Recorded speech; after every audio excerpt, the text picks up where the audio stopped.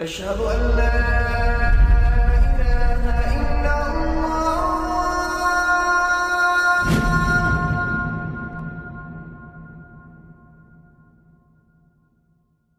Raindrops media পরিবেশিত audio lecture series সিরাহ।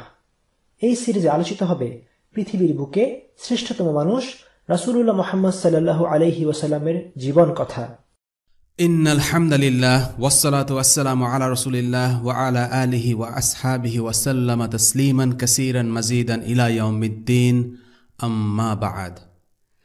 সিরাত সিরিজের আজকের পর্বেও আমরা বদরের যুদ্ধ নিয়ে আলোচনা করব।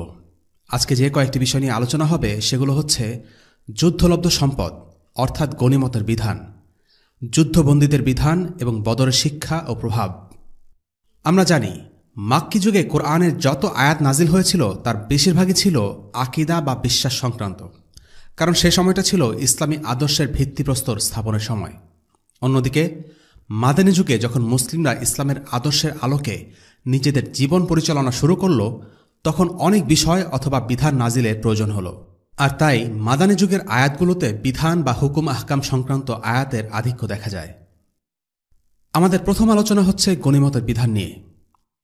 এমনিতে আমরা যুদ্ধলব্ধ সম্পদকে গনিমত বলে জানি, কিন্তু গনিমত হচ্ছে যুদ্ধলব্ধ সম্পদের একটি প্রকার। ইসলামী ফিকহতে সব রকমের যুদ্ধলব্ধ সম্পদকে গনিমত বলা হয় না, বরং গনিমত ছাড়াও আরও কিছু ধরন আমরা জানি। সূরা আনফাল নাজিল হয়েছিল বদরের যুদ্ধের পর এবং বদরের যুদ্ধের প্রসঙ্গে। সূরা আনফালের প্রথম আয়াত সম্পর্কে উবাদা ইবনে সামিত রাদিয়াল্লাহু আনহু বলেন, আমরা আল্লাহ রাসূল সাল্লাল্লাহু আলাইহি ওয়াসাল্লামের সাথে অভিযানে বের হয়েছিলাম এবং আমি বদরের যুদ্ধে তার সাথে অংশ নিয়েছিলাম।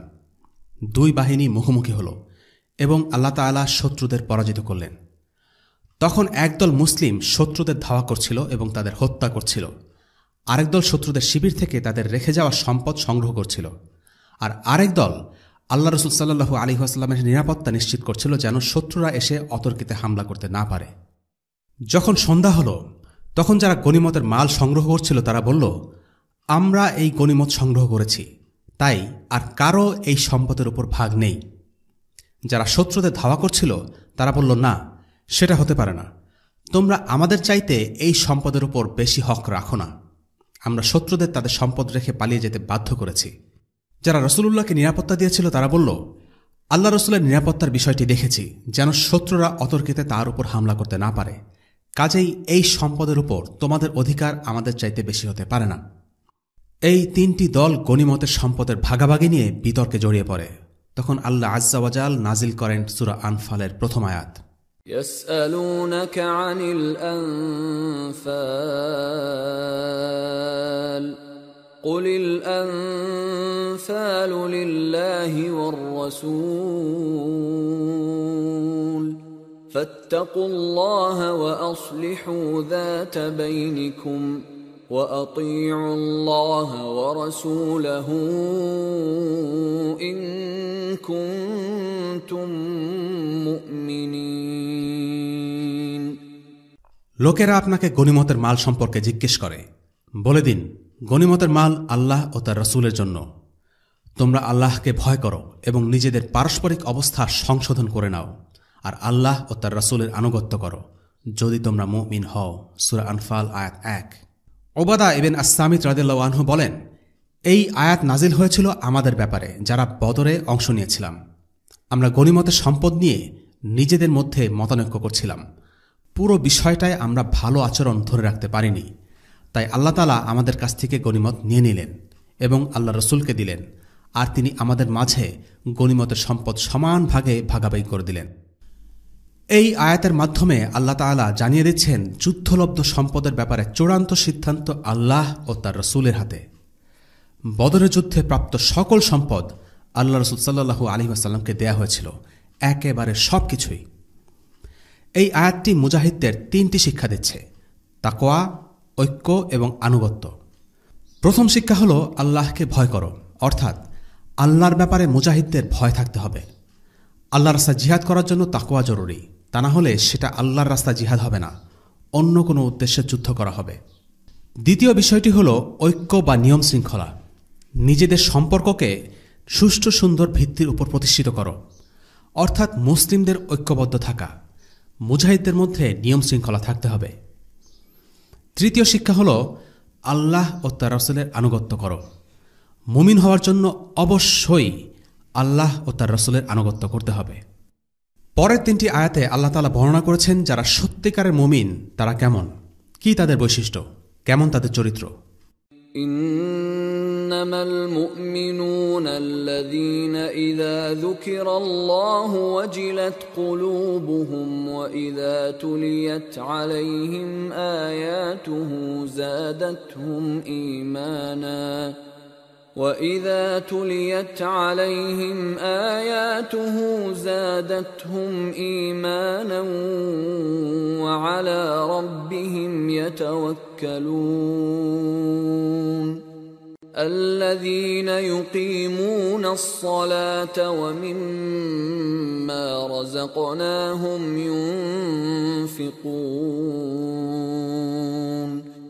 أُولَئِكَ هُمُ الْمُؤْمِنُونَ حَقًّا لَهُمْ دَرَجَاتٌ عِندَ رَبِّهِمْ وَمَغْفِرَةٌ وَرِزْقٌ كَرِيمٌ। মুমিন তো তারা যাদের অন্তরসমূহ কেঁপে ওঠে যখন আল্লাহকে স্মরণ করা হয়, আর যখন তাদের উপর তার আয়াতসমূহ পাঠ করা হয় তা তাদের ঈমান বৃদ্ধি করে, এবং যারা তাদের রবের উপরই ভরসা করে, যারা সালাত কায়েম করে এবং আমি তাদের যে রিজক দিয়েছি তা হতে ব্যয় করে, তারাই প্রকৃত মুমিন। তাদের জন্য রয়েছে তাদের রবের নিকট উচ্চ মর্যাদাসমূহ এবং ক্ষমা ও সম্মানজনক রিজক। সূরা আনফাল আয়াত 2-4। এই আয়াতগুলোতে আল্লাহ তাআলা মুমিনদের বেশ কিছু বৈশিষ্ট্যের কথা উল্লেখ করেছেন। যখন তাদের সামনে আল্লাহর কথা বলা হয় তখন তারা আল্লাহকে ভয় করেন। যখন তাদের সামনে কোরআন পাঠ করা হয় তখন তাদের ঈমান বেড়ে যায়। তারা শুধু আল্লাহর উপর ভরসা করেন। তারা সালাত কায়েম করেন, সময়মতো সালাত আদায় করেন, সালাতের প্রতিটি কাজ যেমন রুকু, সিজদা, তিলাওয়াত এগুলো যত্নের সাথে করেন। তারা তাদের সম্পদ ভালো কাজে ব্যয় করেন। এই আয়াতগুলোর প্রসঙ্গে মুহাম্মদ আল আমিন আল মিসরি বলেন, যদিও সূরা আনফালের বড় অংশ জুড়ে বদরের যুদ্ধের আলোচনা, কিন্তু তবুও এই আয়াতগুলোতে বদরের যুদ্ধে মুসলিমদের ভূমিকা নিয়ে কোনো কথা বলা হয়নি, বরং ইঙ্গিতে তাদেরকে কিছুটা তিরস্কার করা হয়েছে। যেমন তাদেরকে বলা হচ্ছে সত্যিকার মুমিনদের বৈশিষ্ট্য কেমন হবে। প্রথম আয়াতে বলা হচ্ছে তারা আপনাকে জিজ্ঞেস করে। এই কথার মাধ্যমে আল্লাহ পরোক্ষভাবে বলছেন তারা যা জিজ্ঞেস করে তা তাদের জিজ্ঞেস করা ঠিক হয়নি। সূরা আনফালের 5 নম্বর আয়াতে আল্লাহ বলছেন ঈমানদারদের একটি অংশ বদরের যুদ্ধে যেতে সম্মত ছিল না। 7 নম্বর আয়াতে আল্লাহ তাআলা বলছেন তোমরা চেয়েছিলে। এই কথার মাধ্যমে আল্লাহ তাআলা মুমিনদের অন্তরের দুর্বলতার দিকে ইঙ্গিত করেছেন। প্রশ্ন হচ্ছে এত বড় বিজয় লাভ করার পর কেন আল্লাহ তাআলা পরোক্ষভাবে মুসলিমদের তিরস্কার করছেন বা তাদের দুর্বলতার কথা বলছেন? এর কারণ হল এই বিজয় নিয়ে মুসলিমরা যেন অহংকার না করে, তাদের অন্তরে যেন এই বিজয় কোনো ঔদ্ধত্যের জন্ম না দেয়। সূরা আনফালের এই আয়াতগুলোর মাধ্যমে আল্লাহ তাআলা মুসলিমদের অন্তর পবিত্র করেছেন। যখন তাদের অন্তর দুনিয়ার প্রতি আসক্তি থেকে মুক্ত হল, যখন তারা কেবল আল্লাহর সন্তুষ্টিই চাইলেন, আল্লাহ তাদের বিজয় দিলেন এবং মুসলিমদের গনিমতের সম্পদের অধিকারী করলেন। আব্দুল্লাহ ইবনে ওমর রাদিয়াল্লাহু আনহু বলেন, রাসূলুল্লাহ সাল্লাল্লাহু আলাইহি ওয়াসাল্লাম 315 জন নিয়ে বদরের প্রান্তরে রওনা হলেন। রাসূলুল্লাহ সাল্লাল্লাহু আলাইহি ওয়াসাল্লাম বললেন, হে আল্লাহ, এরা পদাতিক বাহিনী, এদেরকে বাহন দান করুন। হে আল্লাহ, এরা বস্ত্রহীন, এদেরকে পরিধেয় বস্ত্র দান করুন। হে আল্লাহ, এরা অন্নহীন, এদেরকে খাদ্য দিয়ে পরিতৃপ্ত করুন। অতঃপর আল্লাহ তাকে বদরে বিজয় করলেন। সাহাবীরা যখন সেখান থেকে ফিরে আসেন তখন তাদের প্রত্যেকেই 1টি বা 2টি উট নিয়ে পোশাকে সজ্জিত হয়ে এবং পরিতৃপ্ত হয়ে ফিরলেন। হাদিসটি বর্ণিত আছে সুনান আবি দাউদের জিহাদ অধ্যায়ে।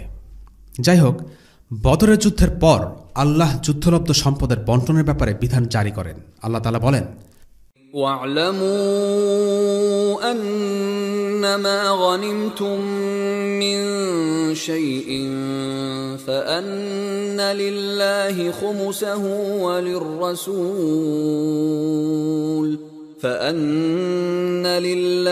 خُمُسَهُ وللرسول ولذي القربى واليتامى والمساكين وابن السبيل إن كنتم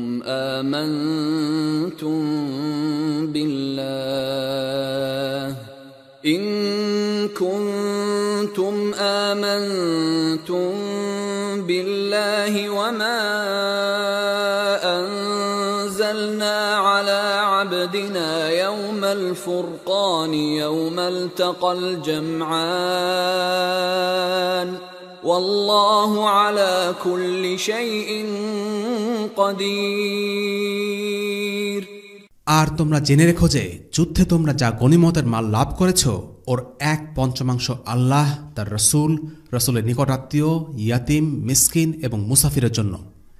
যদি তোমরা ঈমান এনে থাকো আল্লাহর প্রতি এবং হক ও বাতিলের ফয়সালার দিন আমি আমার বান্দার উপর যা নাজিল করেছি তার প্রতি, যেদিন দুটি দল মুখোমুখি হয়েছে, আর আল্লাহ সব কিছুর উপর ক্ষমতাবান। সূরা আনফাল আয়াত 41। অর্থাৎ গনিমতের মালের 5/4 বা শতকরা 80 বন্টন করা হবে সৈনিকদের মাঝে। পদাতিক সৈন্যরা পাবে 1 ভাগ, আর অশ্বারোহী সৈনিকরা পাবে 3 ভাগ। বাকি 20 ভাগকে 5 ভাগে ভাগ করা হবে, প্রতিটি ভাগে শতকরা 4 ভাগ।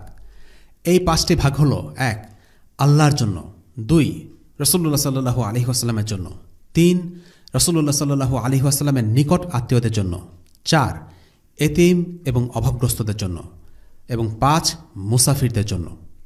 এখন আল্লাহ ও তার রাসূল সাল্লাল্লাহু আলাইহি ওয়াসাল্লামের জন্য যে 8 ভাগ নির্ধারিত তা ইসলামের কল্যাণের জন্য যে কোনো কাজে খরচ করা যাবে, যেমন মসজিদ নির্মাণ, রাস্তা নির্মাণ ইত্যাদি।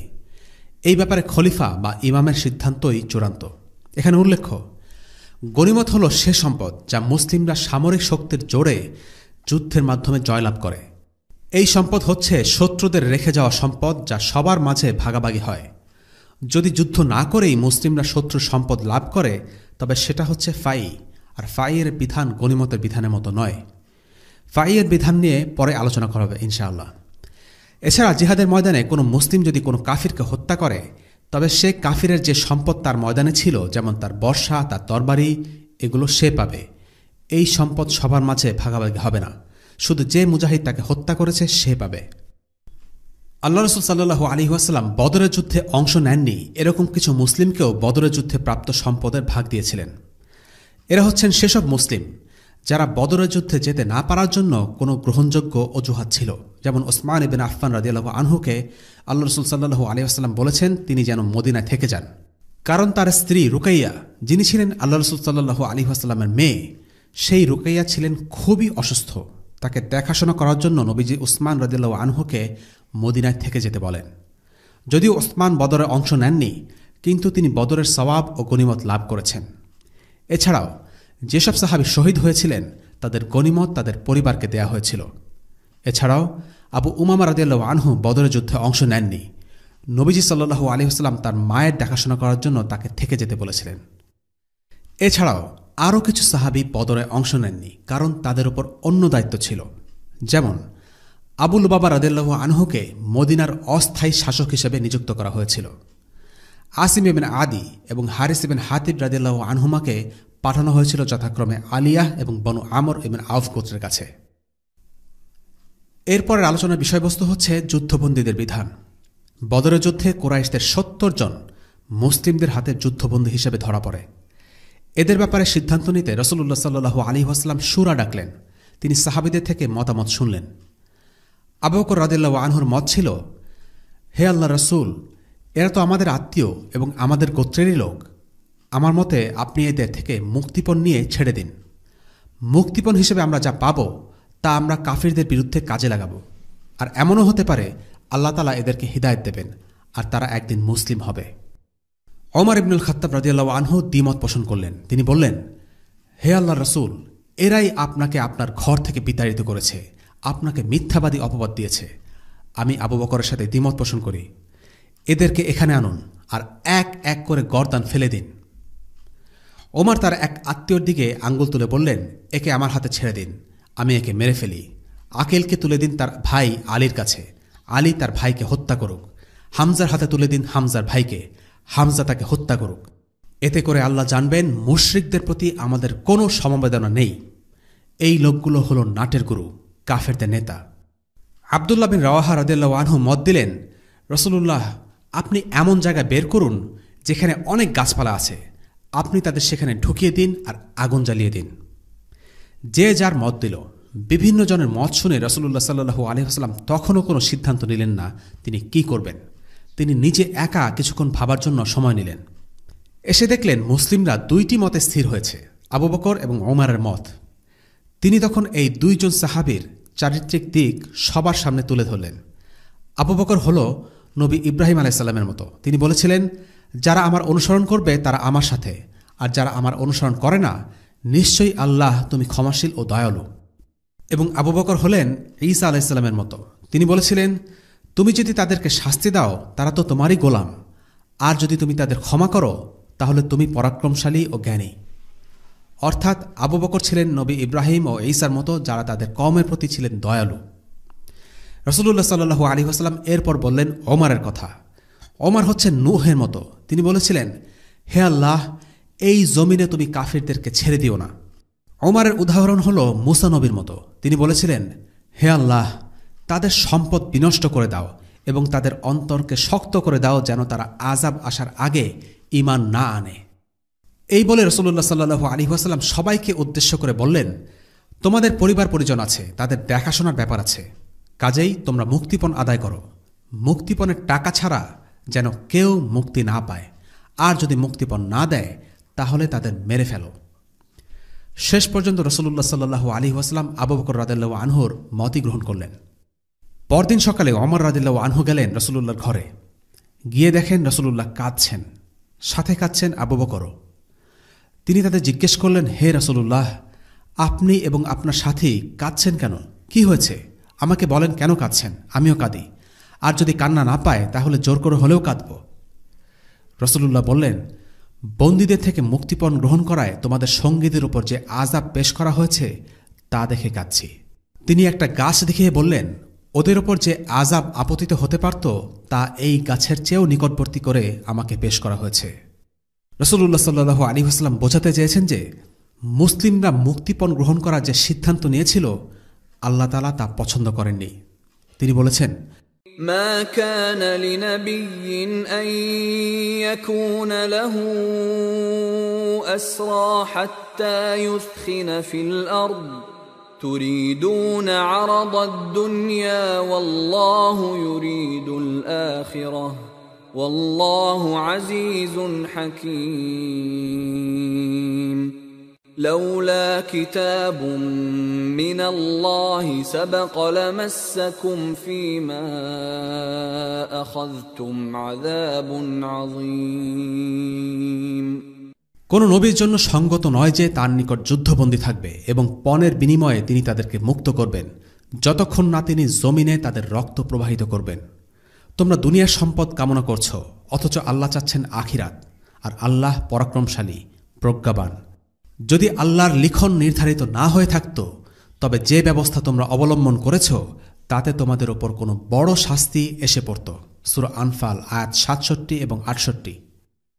আল্লাহ বলছেন রাসূলুল্লাহ সাল্লাল্লাহু আলাইহি ওয়াসাল্লামের উচিত ছিল বন্দীদেরকে হত্যা করা। আল্লাহ আজ্জা ওয়া জাল সেটাই চেয়েছেন। সে সময়ে মুসলিমদের ইসলামী রাষ্ট্রের বয়স খুব বেশি নয়। একটি নবগঠিত রাষ্ট্র হিসেবে মুসলিমদের উচিত শুরু থেকেই দাপট দেখানো, ক্ষমতার প্রদর্শনী করা। মুক্তিপণ আদায় করা হলে কাফিররা মুসলিমদের তেমন সমীহের চোখে দেখবে না। কিন্তু যদি মুসলিমরা তাদের বন্দীদেরকে হত্যা করত তাহলে তারা অনেক বেশি ভয় পেত এবং মুসলিমদেরকে সমীহ করা শিখত। যদিও আল্লাহ তাদের এই সিদ্ধান্ত পছন্দ করেননি, তবে তিনি মুসলিমদেরকে কোনো শাস্তিও দেননি, মৃদু ধমক দিয়েই ছেড়ে দিয়েছেন, কারণ মুক্তিপণ নেয়াকে আল্লাহ আগেই হালাল হিসেবে নির্ধারিত করেছেন। কুরাইশ সৈন্যদের হত্যা না করে বন্দী করার বিষয়টি আনসারী সাহাবী সাআদ ইবনে মুআয রাদিয়াল্লাহু আনহু পছন্দ করেননি। যখন বদরের যুদ্ধ চলছিল এবং মুসলিমরা কাফিরদের বন্দী করছিল, তখন সেটা দেখে তিনি কিছুটা অসন্তোষ প্রকাশ করেন। তখন নবীজি সাল্লাল্লাহু আলাইহি ওয়াসাল্লাম তাকে বললেন, সাআদ, তোমাকে দেখে মনে হচ্ছে এই কাজটায় তুমি খুব একটা খুশি নও। সাআদ ইবনে মুআয তখন বললেন, জি আল্লাহর রাসূল, আজ এই মুশরিকদের হত্যা করার সুযোগ আল্লাহ প্রথমবারের মতো দিয়েছেন। এদেরকে বন্দী না করে হত্যা করাই আমার কাছে বেশি পছন্দনীয় ছিল। আমরা মাক্কী যুগের আলোচনায় মুতাইম ইবনে আদির কথা উল্লেখ করেছিলাম। সে ছিল একজন মুশরিক, তবে নীতিবান এবং সম্মানী একজন মানুষ।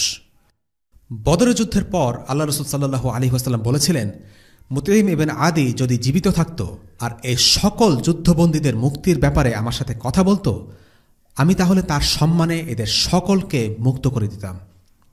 কোনো অমুসলিমদের ব্যাপারে সম্ভবত এটাই আল্লাহ রাসূল সাল্লাল্লাহু আলাইহি ওয়াসাল্লামের সবচাইতে সম্মানসূচক একটি মন্তব্য। এর কারণ কি? কেন আল্লাহ রাসূল মুতঈমের প্রতি সম্মান দেখিয়েছিলেন? কেন তার সম্মানে সমস্ত যুদ্ধবন্দীকে ছেড়ে দিতে রাজি ছিলেন?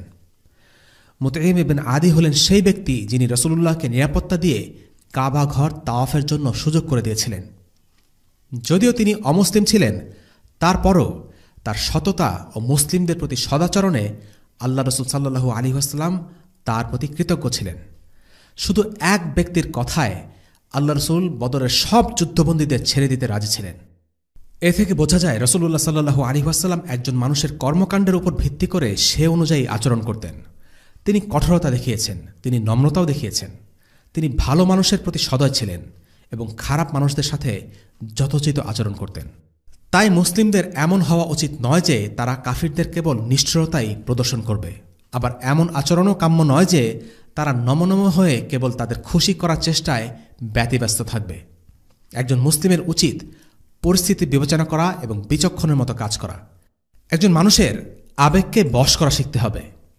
লোকে কি ভাবছে সেই ব্যাপারে অতি উদ্বিগ্ন হওয়া থেকে বিরত থাকতে হবে। আমরা গত পর্বে বলেছিলাম 2 জন যুদ্ধবন্দীকে আল্লাহ রাসূল সাল্লাল্লাহু আলাইহি ওয়াসাল্লাম হত্যার আদেশ দেন। এরা ছিল প্রচণ্ড ইসলাম বিদ্বেষী কাফের, উকবা ইবনে আবি মুআইদ এবং নজর ইবনে হারিস।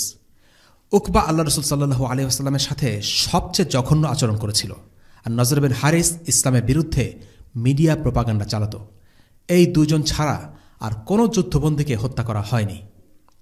বাকিদের ব্যাপারে রাসূলুল্লাহ সাল্লাল্লাহু আলাইহি ওয়াসাল্লাম সাহাবাদের নির্দেশ দেন, তাদের সাথে সদয় আচরণ করো। বর্তমান সময়ে তথাকথিত আধুনিকতার এই যুগে যাদের অধিকার সবচেয়ে বেশি লঙ্ঘন করা হয় তারা সম্ভবত যুদ্ধবন্দী। পশ্চিমা বিশ্ব মানবাধিকার সংক্রান্ত অনেক আইন ও নীতি প্রণয়ন করলেও তা কার্যত কাগজে কলমেই সীমাবদ্ধ, এর বাস্তব প্রয়োগ নেই। পশ্চিমা সভ্যতা নিজেদের আধুনিক এবং সবচেয়ে মানবিক দাবি করলেও তারাই যুদ্ধবন্দীদের ব্যাপারে সবচেয়ে বেশি সীমা লঙ্ঘন করে আসছে। এর সবচেয়ে বড় উদাহরণ হল গুয়ান্তানামো বে কারাগার। কিছুদিন আগেও আমেরিকার গোয়েন্দা সংস্থা CIA এর ডিরেক্টর যুদ্ধবন্দীদের উপর নির্যাতন করাকে অনৈতিক ও অমানবিক হিসেবে স্বীকার করতে অস্বীকৃতি জানায়। মুসলিম বিশ্বের তুচ্ছ ঘটনা নিয়ে তারা তীব্র প্রতিক্রিয়া ব্যক্ত করে, অথচ তাদেরই সমর্থিত স্বৈরাচারী শাসকরা যখন মুসলিম বিশ্বে গণহত্যা চালায় কিংবা কারাগারে নির্যাতন করে তখন তারা নীরবতা পালন করে। পশ্চিমা দেশগুলো নিজেদের মানবাধিকারের চ্যাম্পিয়ন দাবি করলেও তারাই মানবাধিকারের সবচেয়ে বড় লঙ্ঘনকারী। পশ্চিমারা যখন যুদ্ধবন্দীদের অধিকার নিয়ে সবেমাত্র আলোচনা করতে শুরু করেছে তার বহু আগে আল্লাহ রাসূল সাল্লাল্লাহু আলাইহি ওয়াসাল্লাম যুদ্ধবন্দীদের সাথে ভালো আচরণ করার আদেশ দিয়েছেন। মানুষ হিসেবে তাদের অধিকারী শুধু নয়, আল্লাহ রাসূল সাল্লাল্লাহু আলাইহি ওয়াসাল্লাম বলেছেন তাদের সাথে ভালো আচরণ করার জন্য। যুদ্ধবন্দীদের ব্যাপারে ইসলাম যা দিয়েছে তা পশ্চিমা মানবাধিকার থেকেও অনেক বেশি। আল্লাহ রাসূল সাল্লাল্লাহু আলাইহি ওয়াসাল্লামের এই আদেশ সাহাবীরা কেমন করে পালন করেছিলেন সেটা শোনা যাক বদরের যুদ্ধবন্দীদের ভাষ্যে। মুসআব ইবনে উমাইর রাদিয়াল্লাহু আনহুর ভাই আবু আজিজ, যিনি ছিলেন বদরের একজন যুদ্ধবন্দী, তিনি বলেন, আনসারদের এক দল আমাকে বদর থেকে নিয়ে ফিরছিল। দুপুর ও রাতের খাবার সময় হলে তারা রাসূলুল্লাহ সাল্লাল্লাহু আলাইহি ওয়াসাল্লামের নির্দেশ অনুযায়ী আমাকে রুটি দিয়ে আপ্যায়ন করল আর নিজেরা খেল খেজুর। তাদের হাতে যতগুলো রুটির টুকরো ছিল সেগুলোর সবকটি তারা আমাকে খেতে দেয়। আমি খুব লজ্জা পাচ্ছিলাম। রুটিগুলো তাদেরকে ফিরিয়ে দিতে চাইলাম, কিন্তু তারা সেগুলো স্পর্শও করেনি, আমাকেই আবার ফিরিয়ে দেয়। রুটি ছিল সে সময়ে খেজুর থেকে অনেক ভালো মানের খাবার, আর আনসাররা রুটি না খেয়ে খেজুর দিয়ে ভোজ সারছিলেন, অথচ বন্দীদেরকে দিচ্ছিলেন রুটি। এ ব্যাপারে ইবনে হিশাম মন্তব্য করেন, এই আবু আজিজ ছিল বদরের যুদ্ধে মুশরিকদের পতাকা বাহক, অর্থাৎ আবু আজিজ কোনো সাধারণ পদাতিক সৈন্য ছিল না।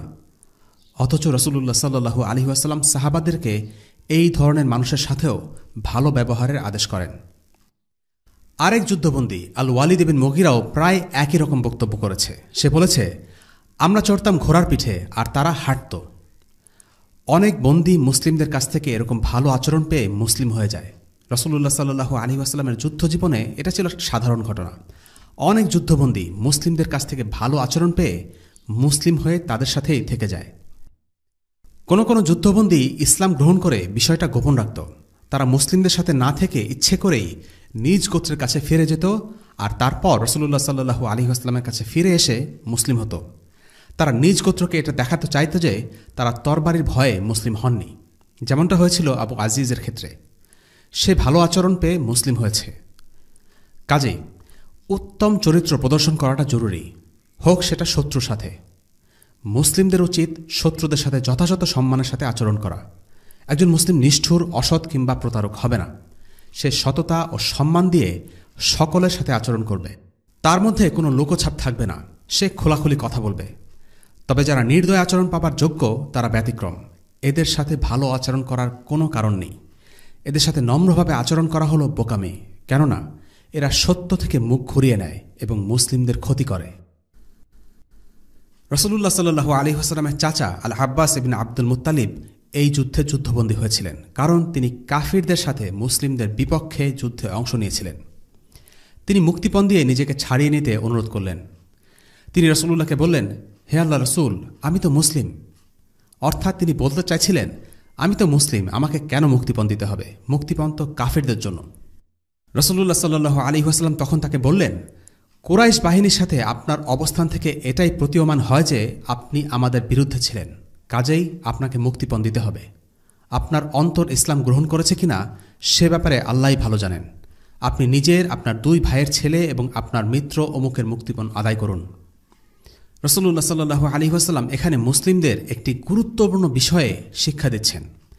একটা মানুষের বাহ্যিক অবস্থা দেখেই তাকে বিচার করতে হবে। তার হৃদয়ে কি আছে তা একমাত্র আল্লাহ আযজা ওয়া জাল জানেন। মুসলিমরা এটাই দেখেছে যে আল আব্বাস কুরাইশদের পক্ষ হয়ে মুসলিমদের বিরুদ্ধে যুদ্ধ করেছিল। তিনি শত্রু বাহিনীর সাথে যুদ্ধক্ষেত্রে এসেছেন, কাজেই তাকে শত্রু হিসেবেই বিবেচনা করা হয়েছে, মুখের কথার উপর নয়। খলিফা হবার পর ওমর ইবনুল খাত্তাব রাদিয়াল্লাহু আনহু সবাইকে উদ্দেশ্য করে একদিন বলেন, আল্লাহ রাসূল সাল্লাল্লাহু আলাইহি ওয়াসাল্লামের যুগে আল্লাহর পক্ষ হতে ওয়াহি নাজিল হয়ে কখনো কখনো জানিয়ে দেয়া হতো কার হৃদয়ে কি আছে, সেই হিসাবে তাদেরকে সুযোগ দেয়া হতো। কিন্তু বর্তমানের কথা ভিন্ন। এখন আমরা কাউকে প্রকাশ্যে যা করতে দেখি তার উপর ভিত্তি করে বিচার করব। যাকে আমরা ভালো কাজ করতে দেখি তাকে আমরা বিশ্বাস করব এবং প্রাধান্য দেব। গোপন কাজের জন্য আমরা কাউকে পাকড়াও করব না, সে বিচার আল্লাহ করবেন। কিন্তু আমরা এমন কাউকে বিশ্বাস করব না যে প্রকাশ্যে খারাপ কিছু দেখায়, যদিও সে দাবি করে তার নিয়ত ভালো। এটা ইসলামের গুরুত্বপূর্ণ একটা নীতি। কার হৃদয়ে কি চলছে তার উপর ভিত্তি করে কোনো মানুষকে বিচার করা উচিত নয়। আমরা তাদের কাজকর্ম দেখে বিচার করব। আল আব্বাসের কাছে মুক্তিপণ চাওয়া হলে তিনি বলেন, আমার কাছে তো কোনো টাকা পয়সা নেই। রাসূলুল্লাহ সাল্লাল্লাহু আলাইহি ওয়াসাল্লাম বললেন, আপনি মাটির নিচে যে টাকা রেখেছেন সেটার কি হলো? আপনার স্ত্রী উম্মে ফাদলকে বলে রেখেছেন যে যদি আমি মারা যাই তাহলে এই অর্থ খরচ করবে। আল আব্বাস বললেন, নিশ্চয়ই আমি জানি আপনি আসলে আল্লাহর রাসূল। আমি এবং আমার স্ত্রী ছাড়া এই গুপ্তধনের কথা কেউ জানে না। এরপর আল আব্বাস তার মুক্তিপণ পরিশোধ করলেন। আল্লাহ তাআলা এই প্রসঙ্গে একটি আয়াত নাজিল করেছেন, يا أيها النبي قل لمن في أيديكم من الأسرى إن يعلم الله في قلوبكم خيرا يؤتكم خيرا مما أخذ منكم ويغفر لكم والله غفور رحيم। হে নবী, যারা আপনার হাতে বন্দী হয়ে আছে তাদেরকে বলে দিন, আল্লাহ যদি তোমাদের অন্তরে কোনো রকম মঙ্গল চিন্তা রয়েছে বলে জানেন, তবে তোমাদেরকে তার চেয়ে বহুগুণ বেশি দান করবেন যা তোমাদের কাছ থেকে বিনিময়ে নেওয়া হয়েছে। তাছাড়া তোমাদেরকে তিনি ক্ষমা করে দেবেন। বস্তুত আল্লাহ ক্ষমাশীল, করুণাময়। আর যদি তারা আপনার সাথে বিশ্বাসঘাতকতা করতে চায়, এরা তো এর আগে আল্লাহর সাথেও ইতিপূর্বে বিশ্বাসঘাতকতা করেছে, অতঃপর তিনি তাদের উপর তোমাদের বিজয় দান করেছেন। আর আল্লাহ সর্ববিষয়ে পরিজ্ঞাত, সুকৌশলী। সূরা আনফাল আয়াত ৭০। যারা নিজেদেরকে মুসলিম বলে দাবি করেছিল এবং মুক্তিপণের বিনিময়ে মুক্তি পেয়েছিল, তাদেরকে উদ্দেশ্য করে আল্লাহ তাআলা বলছেন, যদি তারা আসলেই মুসলিম হয় তাহলে তাদের থেকে আল্লাহ রাসূল যা কিছু মুক্তিপণ হিসেবে নিয়েছেন আল্লাহ তার থেকে বেশি কিছু তাদেরকে ফিরিয়ে দেবেন। আল আব্বাস বললেন, আমি আমার মুক্তিপণের জন্য 20 উকিয়া স্বর্ণ পরিশোধ করেছিলাম, কিন্তু আল্লাহ আমাকে ফিরিয়ে দিয়েছেন তার থেকে অনেক বেশি। আল আব্বাস পরবর্তীতে অনেক ধনী ব্যবসায়ী হয়েছিলেন। আরেক যুদ্ধবন্দী ছিলেন আবুল আস। আবুল আস ছিলেন রাসূলুল্লাহ সাল্লাল্লাহু আলাইহি ওয়াসাল্লামের মেয়ে জাইনাবের স্বামী। আবুল আস ছিল কাফের। মুসলিমদের সাথে মুশরিকদের বৈবাহিক সম্পর্ক হারাম হবার বিধান নাজিল হবার আগেই তার সাথে জাইনাবের বিয়ে হয়েছিল। বদরের যুদ্ধে আবুল আস বন্দী হয়। আবুল আস যুদ্ধ করতে এসেছিল ঠিকই, তবে ইসলামের প্রকাশ্য কোনো শত্রু ছিল না। যুদ্ধে তার কোনো বীরত্ব বা লড়াইয়ের কাহিনীও জানা যায় না। সে কখনোই ইসলাম বা আল্লাহ রসুল সাল্লাল্লাহু আলাইহি ওয়াসাল্লামকে নিয়ে আজে বাজে কোনো কথা বলেনি, বিরোধিতা করেনি। সে সবসময় তার ব্যবসা বাণিজ্য নিয়ে ব্যস্ত থাকত। যাই হোক, সে বদরে বন্দী হল। জাইনাব তখন মক্কায়। তিনি তার স্বামীকে মুক্ত করতে চাইলেন। জাইনাব রাদিয়াল্লাহু আনহা তার স্বামীকে মুক্ত করার জন্য অনেক অর্থকড়ি পাঠিয়ে দেন। সাথে দিলেন তার গলার হার।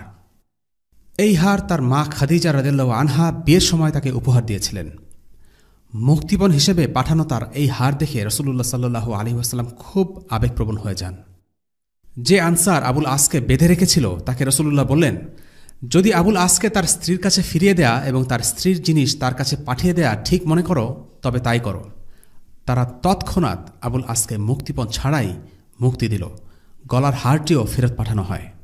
তবে রাসূলুল্লাহ সাল্লাল্লাহু আলাইহি ওয়াসাল্লাম আগেই একটি শর্ত জুড়ে দিয়েছিলেন।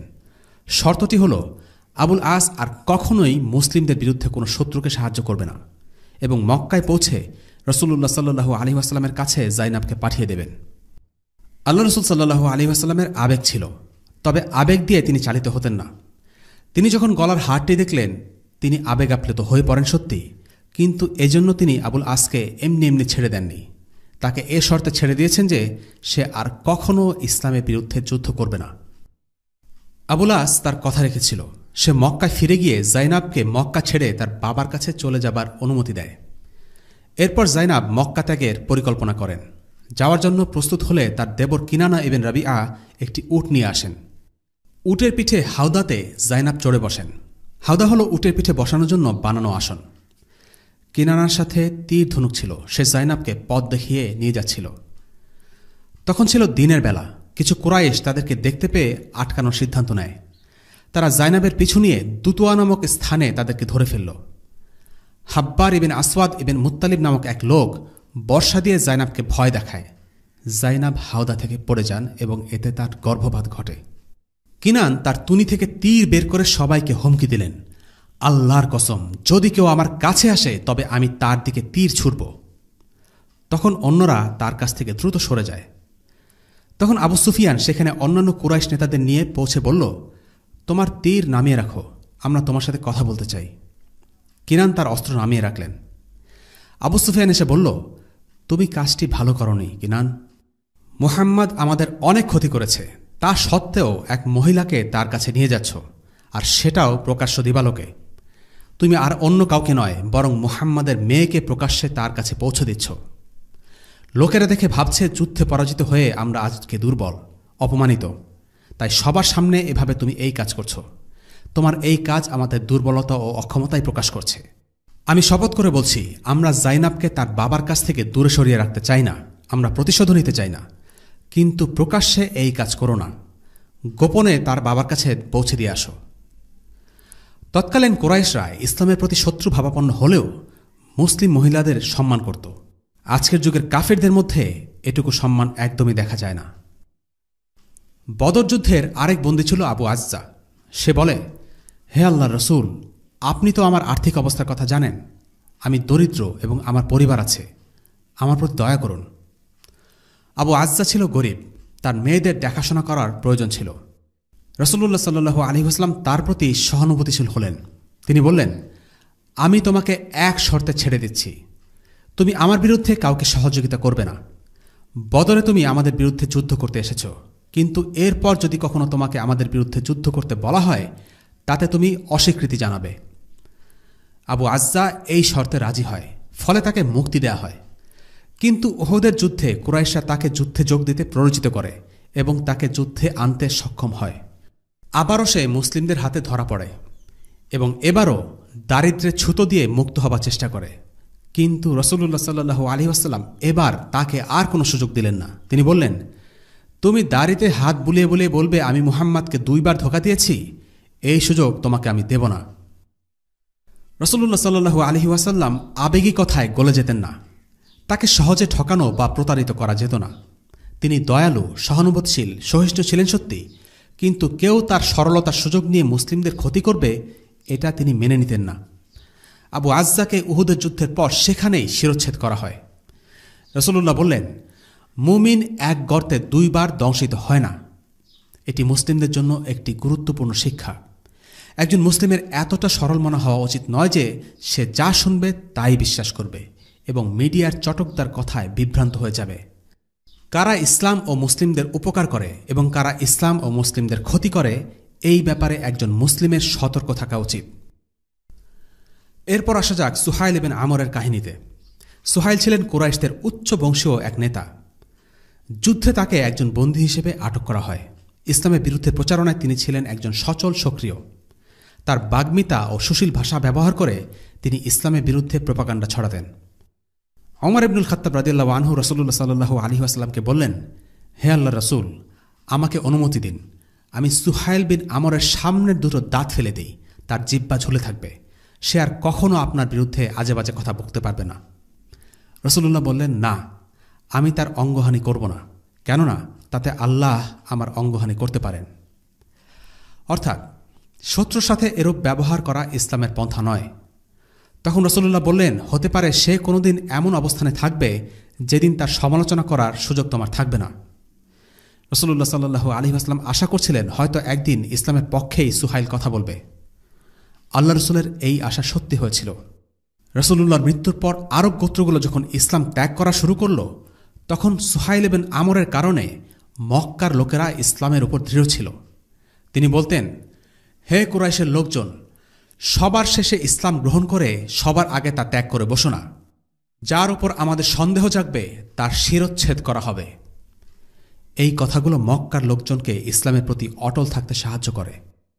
যুদ্ধবন্দীদের মধ্যে যাদের মুক্তিপণ আদায় করার সামর্থ্য ছিল না কিন্তু অক্ষরজ্ঞান ছিল, তাদেরকে রাসূলুল্লাহ সাল্লাল্লাহু আলাইহি ওয়াসাল্লাম বললেন, যদি তুমি 10 জন শিশুকে পড়তে ও লিখতে শেখাতে পারো তবে সেটাই তোমার মুক্তিপণ হবে। শিক্ষা ও সাক্ষরতার উপর ইসলামের গুরুত্ব এই ঘটনা থেকে বোঝা যায়। জেনে নেওয়া যাক যুদ্ধবন্দীদের ব্যাপারে ইসলামের বিধান কি কি। যুদ্ধবন্দীদের ভাগ্য কি হবে তা নির্ভর করবে মুসলিম ইমামের সিদ্ধান্তের উপর। তিনি 4টি কাজের যে কোনো একটি করতে পারেন। 1, তিনি তাদেরকে মৃত্যুদণ্ড দিতে পারেন, যেমনটা করা হয়েছিল উকবা ইবনে আবি মুয়াইত এবং নজর ইবনে হারিসের সাথে। 2, তাদেরকে মুক্তিপণ ছাড়াই মুক্তি দিতে পারেন। বদরের যুদ্ধে আবু আজ্জার উপর এই বিধান প্রয়োগ করা হয়েছিল। 3, মুক্তিপণের বিনিময়ে মুক্তিদান করতে পারেন, যেটা হয়েছিল বদরের অনেক যুদ্ধবন্দীদের উপর। 4, যুদ্ধবন্দীদের দাস বানাতে পারেন। এই বিধান প্রয়োগ করা হয়েছিল বনু কুরাইজার নারী ও শিশুদের উপর। বনু কুরাইজার যুদ্ধে যুদ্ধবন্দী পুরুষদের হত্যা করা হয় এবং নারী ও শিশুদের দাস বানানো হয়। এই রায়টি দিয়েছিলেন সাআদ ইবনে মুআয রাদিয়াল্লাহু আনহু। আমরা ভবিষ্যতে এই ঘটনাটা বিস্তারিত আলোচনা করব ইনশাআল্লাহ। এখানে বলে রাখা ভালো, যুদ্ধবন্দীদের ব্যাপারে মুসলিমদের নিজস্ব শরিয়া আছে। এই ব্যাপারে পার্থিব মানবরচিত আইন মানতে মুসলিমরা বাধ্য নয়। মুসলিমরা কেবল তাদের নিজস্ব শরিয়া মানতে বাধ্য, জেনেভা কনভেনশন নয়। সংক্ষেপে জেনে নেওয়া যাক বদর যুদ্ধে অংশগ্রহণকারী সাহাবাদের মর্যাদা। বদর যুদ্ধে অংশগ্রহণকারী সাহাবীরা বিশেষ সম্মানে সম্মানিত। জিবরিল রাসূলুল্লাহ সাল্লাল্লাহু আলাইহি ওয়াসাল্লামকে একদিন জিজ্ঞেস করলেন, বদরে অংশ নেওয়া সাহাবীদের আপনি কি হিসেবে বিবেচনা করেন? রাসূলুল্লাহ উত্তর দিলেন, মুসলিমদের মধ্যে তারা হচ্ছে শ্রেষ্ঠ। জিবরিল বললেন, বদর যুদ্ধে অংশ নেওয়া ফেরেশতারাও অনুরূপ। বদর শুধু মুসলিমদের জন্য নয়, বরং সে যুদ্ধে অংশগ্রহণকারী ফেরেশতাদের জন্যও একটি বিশেষ ঘটনা। এই প্রসঙ্গে হাতিব ইবনে আবি বালতার একটি বিখ্যাত ঘটনা আছে। তিনি ছিলেন বদরি সাহাবী, কিন্তু একবার রাসূলুল্লাহ সাল্লাল্লাহু আলাইহি ওয়াসাল্লামের সাথে বিশ্বাসঘাতকতা করে মক্কার লোকদের কাছে রাসূলুল্লাহর মক্কা অভিযানের পরিকল্পনা ফাঁস করে দিয়ে একটি চিঠি পাঠান। কাজটি তিনি করেছিলেন নিজের পরিবারের রক্ষা করার জন্য। এই খবর জানাজানি হলে ওমর ইবনুল খাত্তাব রাদিয়াল্লাহু আনহু রাসূলুল্লাহ সাল্লাল্লাহু আলাইহি ওয়াসাল্লামের কাছে গিয়ে বললেন, হে আল্লাহর রাসূল, আমাকে অনুমতি দিন, আমি তাকে মেরে ফেলি, সে একটা মুনাফিক। রাসূলুল্লাহ সাল্লাল্লাহু আলাইহি ওয়াসাল্লাম বললেন, ওমর, সম্ভবত আল্লাহ বদরের লোকজনদের দিকে তাকিয়ে বলেছেন, তোমরা যা খুশি করো, আমি তোমাদের ক্ষমা করে দিয়েছি। এই কথা শুনে ওমরের চোখ অশ্রুসজল হয়ে ওঠে। শুধুমাত্র বদর যুদ্ধে অংশ নেবার কারণে একটি বড় অপরাধ করেও হাতিব ইবনে আবি বালতা রাদিয়াল্লাহু আনহু মাফ পেয়ে যান। এই ঘটনাটি আমরা পরবর্তীতে বিস্তারিত আলোচনা করব ইনশাআল্লাহ। বদর যুদ্ধে প্রত্যক্ষ প্রভাব ছাড়াও কিছু পরোক্ষ প্রভাব আমরা দেখতে পাই। বদর যুদ্ধ আরব রাজনীতিতে একটি বড় পরিবর্তন নিয়ে আসে। মুসলিমদের আরব রাষ্ট্রসমূহের চোখে দেখতে শুরু করে। এতদিন পর্যন্ত কুরাইশদের চ্যালেঞ্জ করার মতো কোনো আদর্শিক বা রাজনৈতিক শক্তি আরবে ছিল না। কুরাইশদের সাথে অন্যান্য গোত্র যেমন হাওয়াজিনদের সাথে রক্তক্ষয়ী যুদ্ধ হয়েছে ঠিকই, কিন্তু হাওয়াজিন নতুন কোনো ধর্মবিশ্বাসে বিশ্বাসী ছিল না, তারাও ছিল মুশরিক। অন্যদিকে মুসলিমরা কুরাইশদের শুধু রাজনৈতিকভাবেই চ্যালেঞ্জ করেনি, বরং তারা মুশরিকদের বিশ্বাস, রীতিনীতি সবকিছুকে চ্যালেঞ্জ করে সম্পূর্ণ নতুন একটি জীবন ব্যবস্থার আলোকে তাদের জীবন ও সমাজ পরিচালনা করছে। বদরের পূর্বে মুসলিমদের তেমন কেউ আমলে নিত না, কিন্তু বদরের যুদ্ধ পুরো সমীকরণ পাল্টে দেয়। এখন বিষয়টা আগের মতো নেই। মুসলিমদের উপর আক্রমণ চালাতে হলে কুরাইশরা অন্তত 10 বার চিন্তা করবে। বদরের আগে মদিনায় কাফিররা ছিল। এদের অনেকেই ইসলামের প্রতি এদের অসন্তোষ ও শত্রুতা সরাসরি প্রকাশ করে বেড়াত। মুসলিমদের হাতে ক্ষমতা ছিল সত্যি, কিন্তু প্রত্যেক শত্রুকে দমন করার মতো সামর্থ্য বা পরিস্থিতি তখন মুসলিমদের ছিল না। কিন্তু বদরের যুদ্ধের পর মদিনায় যারা ইসলামের শত্রু ছিল তারা নিজে থেকে চুপসে যায়। তারা উপলব্ধি করে মুসলিমদের সাথে সরাসরি শত্রুতা করে তারা বেশি দিন টিকে থাকতে পারবে না। আর বদরের যুদ্ধের পর নতুন এক শ্রেণীর মানুষের উদ্ভব হয়। এরা হচ্ছে আল মুনাফিকুন। আল্লাহ তাআলা এদের ব্যাপারে কোরআনে বলেন, مذبذبين بين ذلك لا إله هؤلاء ولا إله هؤلاء ومن يضلل الله فلن تجد له سبيلا। তারা এর মধ্যে দোদুল্যমান, না এদের দিকে আর না ওদের দিকে। আর আল্লাহ যাকে পথভ্রষ্ট করেন তুমি কখনো তার জন্য কোনো পথ পাবে না। সূরা নিসা আয়াত 143। অর্থাৎ কিছুদিন আগেও যারা ইসলামের আগমনে খুশি হতে পারেনি তারা নিজেদের গা বাঁচাতে এবং সমাজে নিজেদের অবস্থান ধরে রাখতে ইসলাম গ্রহণ করে। আমরা আগেই বলেছি, মদিনায় ছিল মুসলিম, মুশরিক এবং ইহুদি, এই 3 ধর্মের লোক। বদরের যুদ্ধের পর হাতে গোনা কয়েকজন লোক বাদে প্রায় সকল মুশরিক ইসলাম গ্রহণ করে এবং মুসলিম হয়ে যায়। আর এদের মধ্যে অনেকেই ইসলাম গ্রহণ করেছিল শুধুমাত্র দুনিয়ার কারণে, অর্থাৎ তাদের অন্তরে আগে থেকেই কুফরি পোষণ করত। বাহ্যিকভাবে তারা ছিল মুসলিম, কিন্তু কার্যত তারা ছিল কাফের। এরাই হল মুনাফিক শ্রেণী, যারা মুসলিমদের মধ্যেই গণ্য হতো, কিন্তু তারা আসলে মুসলিম ছিল না। পবিত্র কোরআনে অসংখ্য আয়াতে আল্লাহ তাআলা মুনাফিক শ্রেণীর কথা উল্লেখ করেছেন। তাদের অন্তরের কু অভিপ্রায়, বিদ্বেষ, চেপে রাখা শত্রুতা আর ষড়যন্ত্র নিয়ে কথা বলেছেন। মদিনার এই মুনাফিকরা মুসলিমদের বিজয় দেখে খুশি হতে পারেনি, কিন্তু প্রকাশ্যে সেই কথা ঘোষণা দেবার মতো সাহস কিংবা শক্তি তাদের ছিল না। তারা প্রকাশ্যে ইসলামকে স্বীকৃতি দিল ঠিকই, কিন্তু বাইরে থেকে তাদের মনের অবস্থা বোঝার উপায় ছিল না, কারণ তারা মুসলিমদের মতো সালাত আদায় করত, রোজা রাখত, এমনকি যাকাতও দিত, কিন্তু মন থেকে তারা ইসলামকে অপছন্দ করত, মুসলিমদের ঘৃণা করত এবং চাইত যেন ইসলাম দুনিয়া থেকে বিলুপ্ত হয়ে যায়। তখন আধিপত্য ছিল ইসলামের আর মুসলিমরা ছিল শক্তিশালী, তাই তারা মনের কথা ব্যক্ত করার সাহস করত না।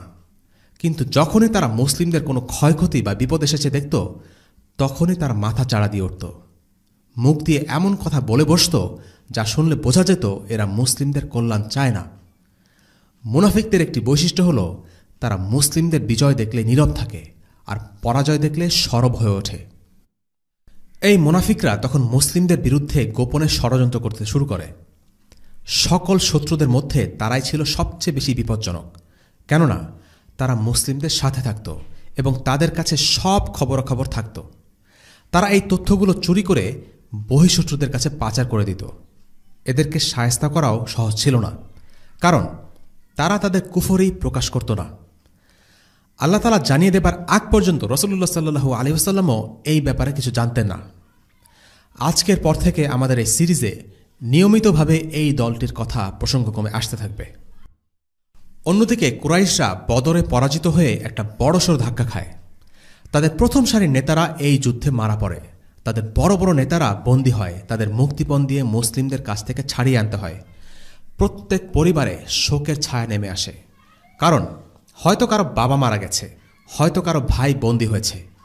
সব মিলিয়ে বদর ছিল তাদের জন্য একটা সাইকোলজিক্যাল ডিজাস্টার। তবে এই বিপর্যয়ে তারা একেবারে ভেস্তে যায়নি, কারণ এই পরাজয়ের হাত ধরেই তারা প্রতিশোধের জন্য মরিয়া হয়ে ওঠে, আর এই পরাজয় থেকে উহুদের যুদ্ধের সূত্রপাত। আরেকটি বিষয় হচ্ছে, এই পরাজয়ের কারণে অনেক কুরাইশ নেতা কিছুটা নড়ে চড়ে বসে। তাদের কেউ কেউ বুঝতে পারে দিন ইসলাম হচ্ছে সত্য দিন, আর এই পরাজয়ে তাদের অনেকের মনে দাগ কাটে। কয়েক বছর পরেই এই বিষয়টি স্পষ্ট হয়ে ওঠে, যখন হুদাইবিয়ার সন্ধির পর অনুকূল পরিবেশ পেয়ে কিছু কুরাইশ নেতা ইসলাম গ্রহণ করে। অন্যদিকে ইহুদিদের অবস্থা আগের থেকে শোচনীয় হয়। মুসলিমরা এখন মদিনাতে কেবল নয়, বরং মদিনার বাইরেও ক্ষমতা বিস্তার করতে শুরু করেছে।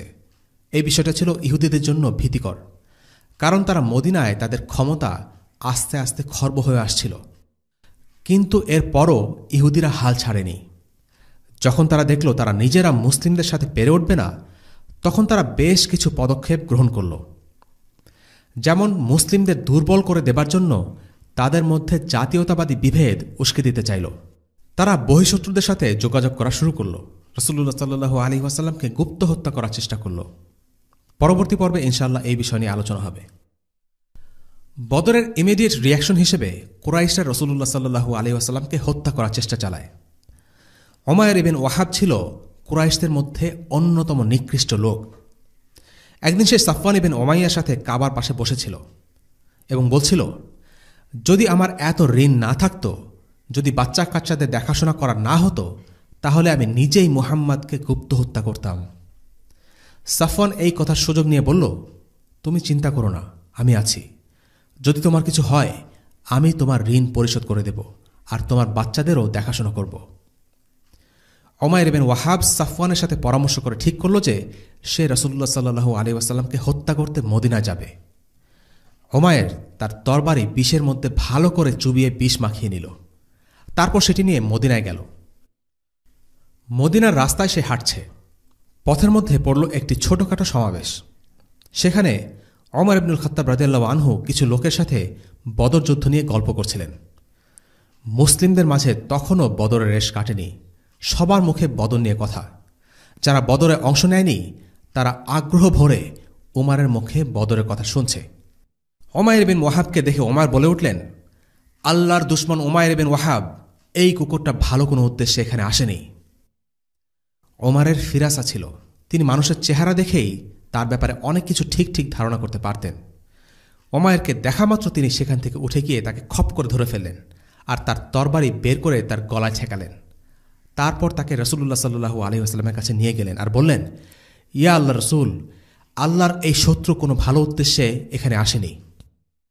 রাসূলুল্লাহ সাল্লাল্লাহু আলাইহি ওয়াসাল্লাম বললেন, ওমর, তাকে ছেড়ে দাও, আমি দেখছি বিষয়টা। ওমর রাদিয়াল্লাহু আনহু তাকে ছেড়ে দিলেন, কিন্তু অন্যান্য সাহাবাদের বলে দিলেন তারা যেন উমাইর ইবনে ওয়াহাবকে চোখে চোখে রাখে এবং রাসূলুল্লাহকে পাহারা দিয়ে রাখে। উমাইর ইবনে ওয়াহাব রাসূলুল্লাহকে সম্ভাষণ জানালো, শুভ সকাল। রাসূলুল্লাহ সাল্লাল্লাহু আলাইহি ওয়াসাল্লাম বললেন, আল্লাহ আমাদের এই কথার পরিবর্তে একটি উত্তম সম্ভাষণ শিখিয়েছেন, আসসালামু আলাইকুম ওয়া রাহমাতুল্লাহ। উমাইর ইবনে ওয়াহাব বলল, খুব বেশি দিন হয়নি আপনি এই সম্ভাষণ ব্যবহার করছেন। রাসূলুল্লাহ সাল্লাল্লাহু আলাইহি ওয়াসাল্লাম এই নিয়ে কথা বাড়ালেন না, তিনি আসল কথায় চলে গেলেন। তুমি কেন এসেছো বলো তো? সে বলল, আমি এসেছি আমার ছেলেকে ছাড়িয়ে নিতে। তার ছেলের নাম ওয়াহাব। সে বদরে যুদ্ধবন্দী হয়েছিল সত্যি, কিন্তু এটা ছিল তার মদিনায় ঢোকার অজুহাত মাত্র। রাসূলুল্লাহ সাল্লাল্লাহু আলাইহি ওয়াসাল্লাম বললেন, সত্যি করে বলো তুমি কেন এসেছ? উমাইর জোর দিয়ে বলল সে তার ছেলেকে মুক্ত করতেই এসেছে। রাসূলুল্লাহ সাল্লাল্লাহু আলাইহি ওয়াসাল্লাম বললেন, আচ্ছা, তাহলে তুমি তরবারি কেন বহন করছ? উমাইর জবাব দিল, ধ্বংস হোক এই তরবারি, এই তরবারি আমাদের জন্য ভালো কিছু বয়ে আনেনি।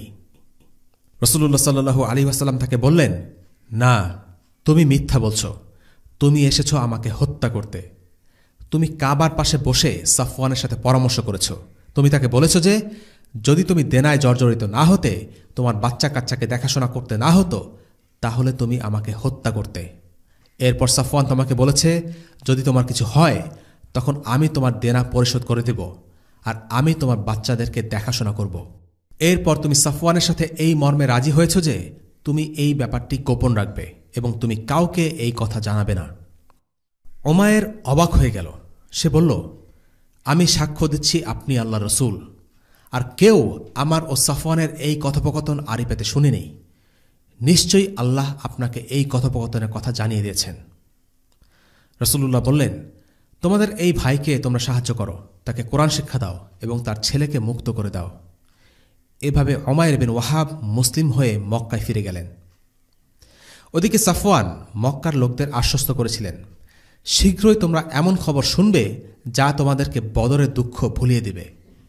কিন্তু সাফওয়ানের আশায় গুড়েবালি ঢেলে দিয়ে উমাইর বিন ওয়াহাব মক্কায় ফিরে এসে ইসলামের ঘোষণা দিলেন। সাফওয়ান প্রচণ্ড রেগে গেল। সে পণ করল আর কখনও উমাইরের সাথে কথা বলবে না। উমাইরের দীর্ঘদিনের বন্ধু সাফওয়ান শুধুমাত্র দ্বীন ইসলামের কারণে উমাইরের শত্রু হয়ে গেল। এই ঘটনা থেকে কয়েকটি বিষয় লক্ষণীয়। 1 নম্বর, যুদ্ধ মানেই কেবল ময়দানের যুদ্ধ নয়, গুপ্ত হত্যা করাও এক ধরনের যুদ্ধ। কাফিররা ইসলামের দাওয়ার বিরোধিতা করে কিংবা ময়দানে মুসলিম মুজাহিদ সেনাদের হত্যা করেই ক্ষান্ত হয় না, বরং তারা গুপ্ত হত্যার মাধ্যমে গুরুত্বপূর্ণ ইসলামী ব্যক্তিত্বদের হত্যা করে দুনিয়া থেকে সরিয়ে দিয়ে ইসলামের অগ্রযাত্রা রুখে দিতে চায়। ইসলামের ইতিহাসে এরকম ঘটনা অসংখ্য। এই ঘটনায় সাফওয়ান ইবনে উমাইয়া তাই করেছে। সে উমাইর ইবনে ওয়াহাবের আর্থিক দুর্বলতার সুযোগ নিয়ে তাকে দিয়ে গুপ্ত হত্যার কাজটি সেরে নিতে চেয়েছে। এমনটা প্রায় হয়ে থাকে। যাতে টাকা পয়সা আছে তারা গরিব বা দুর্বল কাউকে দিয়ে নোংরা কাজটি করিয়ে নিতে চায়। উমাইর ইবনে ওয়াহাবের আর্থিক টানাপোড়েন ছিল, তাই সে নবীজি সাল্লাল্লাহু আলাইহি ওয়াসাল্লামকে হত্যা করতে চেয়েছে। যদিও সে উদ্দেশ্য আলহামদুলিল্লাহ সফল হয়নি। উল্টো সে মুসলিম হয়ে তার বন্ধু সাফওয়ানের চক্ষুশূলে পরিণত হয়েছে। 2 নম্বর, বদরে মুসলিমরা বিজয়ী হলেও মদিনায় নিরাপত্তা ব্যবস্থা জোরদার করার প্রয়োজন পড়ে। ওমর ইবনুল খাত্তাব রাদিয়াল্লাহু আনহু এই ঘটনায় একজন দক্ষ নিরাপত্তা কর্মীর মতো কাজ করেছেন। তিনি সন্দেহ হওয়া মাত্রই উমাইরকে গ্রেফতার করেছেন। কাজেই বিজয় আসলেই হাল ছেড়ে দেয়া যাবে না। যুদ্ধ কখনো থেমে থাকে না, তাই কাফিরদের আক্রমণ থেকে সার্বক্ষণিক নিরাপত্তা থাকা প্রয়োজন। 3 নম্বর, মুসলিমদের নিজেদের দ্বীনের শিক্ষা ও রীতিনীতি নিয়ে গর্ব করা উচিত, বিশেষ করে শত্রুদের সামনে। বর্তমান সময়ে যখন কাফিররা মুসলিমদের চাইতে বেশি শক্তিশালী, স্বাভাবিকভাবেই মুসলিমরা কাফিরদের অনুকরণে ব্যস্ত হয়ে পড়েছে। কাফিরদের সভ্যতা, তাদের আচার সংস্কৃতি মুসলিমরা গ্রহণ করে নিচ্ছে। উমাইর যখন আল্লাহ রসুল সাল্লাল্লাহু আলাইহি ওয়াসাল্লামকে কুরাইশি কায়দায় সম্ভাষণ জানালো, তখন নবীজি সাল্লাল্লাহু আলাইহি ওয়াসাল্লাম তাকে জবাব দিয়েছেন ইসলামের সম্ভাষণ সালাম দিয়ে। শুধু তাই নয়, তিনি এও বলেছেন এই সম্ভাষণ হচ্ছে জান্নাতীদের সম্ভাষণ। ছোটখাটো এই সমস্ত ব্যাপারে মুসলিমদের উচিত রাসূলুল্লাহ সাল্লাল্লাহু আলাইহি ওয়াসাল্লামের সুন্নাহগুলো অনুসরণ করা এবং এটা নিয়ে বিব্রত বা লজ্জিত না হওয়া। 4 নম্বর, রাসূলুল্লাহ সাল্লাল্লাহু আলাইহি ওয়াসাল্লাম কখনো ব্যক্তিগত বিরোধ ধরে রাখতেন না। যে উমাইর তাকে হত্যা করতে এসেছিল, সেই উমাইর যখন মুসলিম হয়ে গেল, তখন সাথে সাথে তিনি তাকে ক্ষমা করে দিলেন এবং তার ছেলেকে মুক্তিপণ ছাড়াই ছেড়ে দিলেন। শুধু তাই নয়, অন্যান্য সাহাবীদেরকে বললেন, তোমাদের ভাই উমাইরকে তোমরা সাহায্য করো। এবং 5 নম্বর, সত্যিকারে মন থেকে কেউ যদি ইসলাম গ্রহণ করে বা ইসলাম পালনের চেষ্টা করে, তবে তার কথা, কাজে, আচরণে তার প্রতিফলন ঘটবেই। উমাইর বিন ওয়াহাব, যিনি কুরাইশদের মধ্যে একজন খুব জঘন্য ধরনের লোক ছিলেন, তিনি এই ঘটনার পর ইসলামের একজন দায়ীতে পরিণত হলেন। মুসলিমদের উপর নিপীড়ন করার পরিবর্তে এবার তিনি সেসব মানুষকে পীড়া দিতে থাকলেন যারা মুসলিমদেরকে পীড়া দিত। অনেক লোক উমাইর বিন ওয়াহাবের দাওয়াতের ফলে মুসলিম হয়েছিল। তিনি ছিলেন একজন সাহসী মুজাহিদ। ওমর রাদিয়াল্লাহু আনহু তাকে 1000 মুজাহিদের সমান তুলনা করেছিলেন। কাজেই ইসলাম কেবল মুখে দাবি করার বিষয় নয়, মুখে সাক্ষ্য দেওয়ার মাধ্যমে ইসলামের সূচনা এবং কাজে তার প্রমাণ। একজন মানুষ যদি ইসলাম পালনে সচেষ্ট হয়, তবে সে নিয়মিত আল্লাহর ইবাদত করবে, সুন্দর আচরণ করবে, ভালো কাজে আগ্রহ পাবে এবং খারাপ কাজ থেকে দূরে থাকবে। যদি তা না হয় তবে বুঝতে হবে ইসলাম কেবল তার মুখের দাবিতে সীমাবদ্ধ, অন্তরে ইসলামের কোনো প্রভাব নেই। আল্লাহ তাআলা শুধু মুখের সাক্ষ্য নয়, বরং কাজেও সেটা প্রমাণ চান। তাই ঈমান ও আমল এই দুটো নিয়েই মুসলিম। আমরা যদি নিজেদেরকে মুসলিম দাবি করি তবে দুটিই প্রয়োজন। আজকের পর্ব আমরা শেষ করব বদর যুদ্ধ থেকে প্রাপ্ত কিছু শিক্ষা নিয়ে আলোচনা করে। আর আজকের এই পর্বের মাধ্যমে আমাদের বদর সংক্রান্ত আলোচনা শেষ হবে। মোট 5টি পর্বে আমরা বদর নিয়ে আলোচনা করেছি। এই পর্যন্ত আমরা আলোচনা করেছি বদর যুদ্ধের প্রেক্ষাপট, দুই পক্ষের প্রস্তুতি এবং পরিসংখ্যান, ময়দানের কাহিনী এবং যুদ্ধ পরবর্তী কিছু ঘটনা ও প্রাসঙ্গিক বিধান নিয়ে। কিন্তু আমাদের এই জানা নিছক গল্পই থেকে যাবে, কোনোই কাজে আসবে না যদি না আমরা এর থেকে শিক্ষা লাভ করে নিজেদের জীবনে কাজে লাগাতে পারি। তাই বদর সংক্রান্ত আলোচনা শেষ করার আগে কিছু শিক্ষা নিয়ে আলোচনা না করলেই নয়। বদর যুদ্ধের প্রথম এবং সবচেয়ে গুরুত্বপূর্ণ শিক্ষা হচ্ছে বিজয় আল্লাহর পক্ষ থেকে আসে। বিজয় সৈন্য সামন্ত বা তাদের অস্ত্রশস্ত্র মাধ্যমে আসে না, বরং আল্লাহ তাআলা এগুলোকে কাজে লাগানোর তৌফিক দেন এবং তিনিই বিজয় দান করেন। দুনিয়াবি পরিসংখ্যান আর তত্ত্ব উপাত্তই যদি একমাত্র সত্য আর বাস্তবতা হতো তবে বদরের যুদ্ধে মুসলিমদের জয়ী হবার কোনো কারণ ছিল না, কুরাইশদের হেরে যাবার কোনো কারণ ছিল না। কিন্তু হয়েছে ঠিক উল্টোটা, মুসলিমরা কুরাইশদের পরাজিত করেছে। আল্লাহ তাআলা দুনিয়ার জিনিসগুলোকে তার ইচ্ছে অনুযায়ী কার পক্ষে কাজে লাগান, কারো বিপক্ষে কাজে লাগান। মানুষের হাতে ক্ষমতা খুবই সীমিত। মানুষ অস্ত্রশস্ত্র নির্মাণ করে মনে করে এই অস্ত্র তাকে বিজয় এনে দেবে, কিন্তু এই অস্ত্র দিয়ে উপকৃত হবার যে ক্ষমতা সেটা মানুষের হাতে নয়, সেটা আল্লাহর হাতে। তাই আমরা মানুষেরা যখন দুনিয়াকে দেখি, বিচার বিশ্লেষণ করি, সেটা আমরা একটা সীমিত দৃষ্টিভঙ্গি থেকে করি। আমরা যা দেখি তা সত্য, তবে সেটাই একমাত্র সত্য নয়। আমরা যা বিশ্লেষণ করি তা হয়তো মিথ্যা নয়, কিন্তু আমরা বিশ্লেষণ করি আমাদের সীমিত জ্ঞান দিয়ে। তাই আমাদের বিশ্লেষণই শেষ কথা নয়। সকল ক্ষমতার মালিক হলেন আল্লাহ, ভালো এবং খারাপ তারই হাতে। আমাদের হাতে কিছু সামান্য উপকরণ আছে মাত্র, কিন্তু এই উপকরণগুলো আমাদের জয়ী বা পরাজয়ী করে না। এই উপকরণগুলো স্রেফ উপকরণ। আল্লাহ তাআলাই নির্ধারণ করেন এই উপকরণগুলো দিয়ে আমরা উপকৃত হব নাকি ক্ষতির শিকার হব, নাকি সেগুলো আদৌ কোনো কাজে আসবে কিনা। তাই বদরের প্রথম শিক্ষা হচ্ছে বিজয় আল্লাহর পক্ষ থেকে আসে। বিজয়ের পর সাধারণত সৈন্যরা তাদের প্রশিক্ষণ, দক্ষতা, সাহসিকতা নিয়ে গর্ব করে, কৃতিত্ব জাহির করার চেষ্টা করে। কিন্তু আল্লাহ আজ্জা ওয়া জাল কখনোই বদরে মুসলিমদের বিজয়ের জন্য তাদের প্রশংসা করেননি।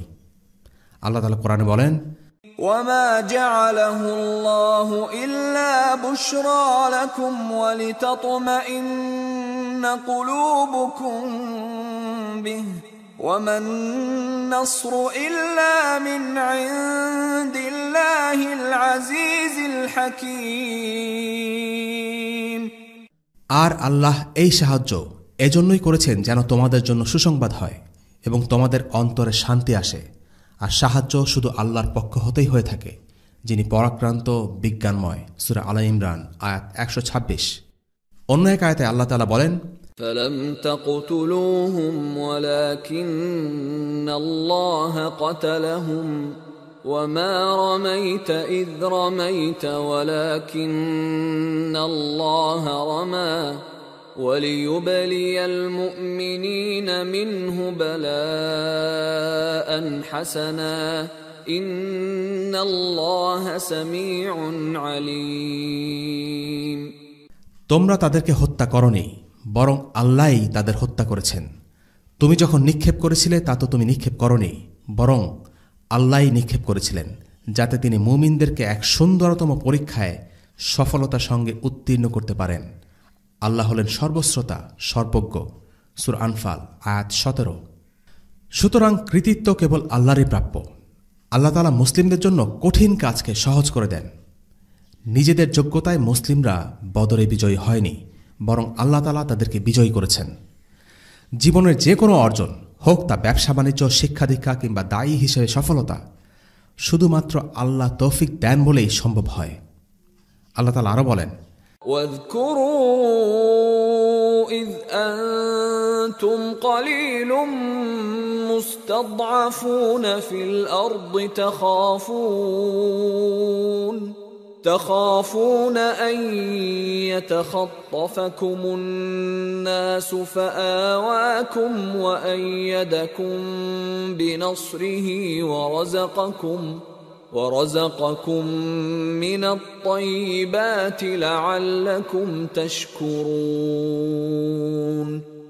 স্মরণ করো যখন তোমরা সংখ্যায় ছিলে কম, এই জমিনে তোমাদের মনে করা হতো তোমরা অত্যন্ত দুর্বল। তোমরা সর্বদাই এই ভয় থাকতে যে কখন মানুষরা তোমাদের উপর চড়াও হবে। অতঃপর তিনি তোমাদেরকে আশ্রয় দিয়েছেন, নিজ সাহায্য দ্বারা তোমাদেরকে শক্তিশালী করেছেন এবং তোমাদেরকে পবিত্র রিজক দান করেছেন, যাতে তোমরা শুকরিয়া আদায় করো। সূরা আনফাল আয়াত ২৬।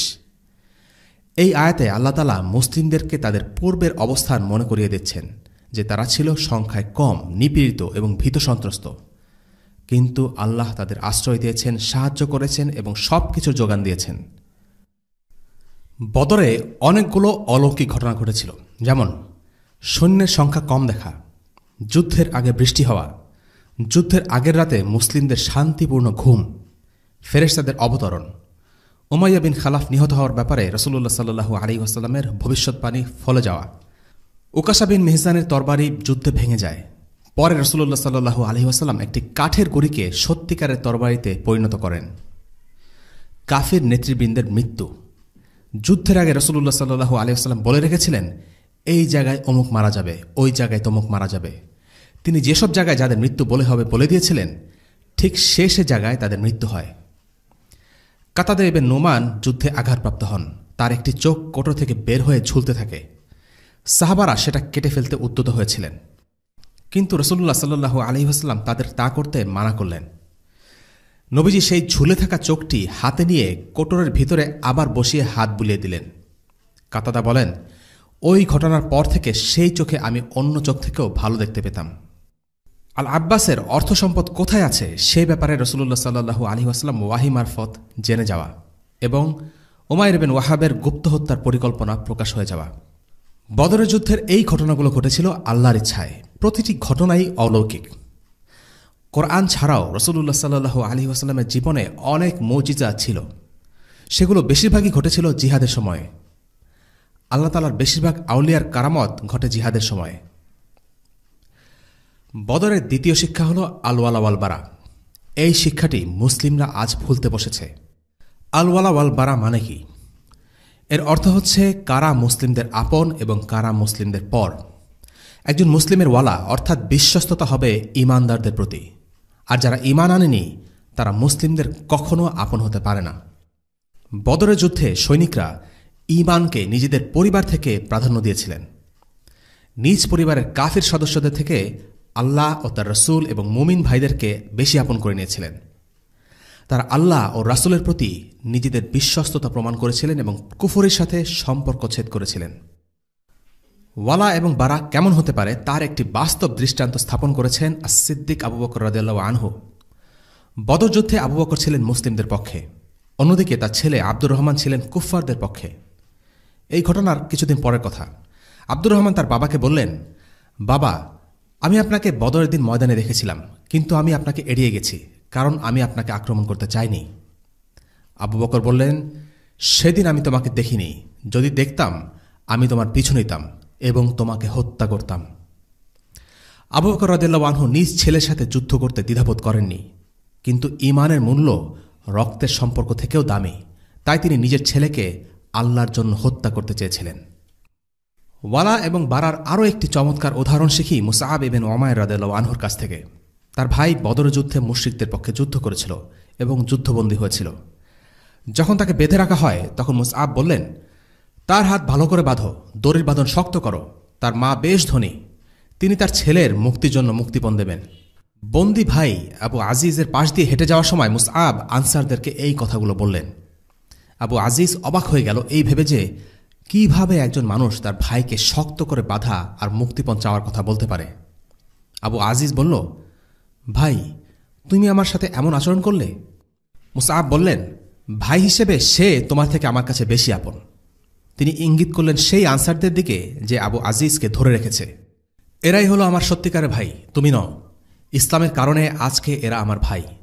যদিও তুমি আমার রক্তের ভাই, কিন্তু তোমার কুফরই আমাদের মাঝে ব্যবধান সৃষ্টি করেছে।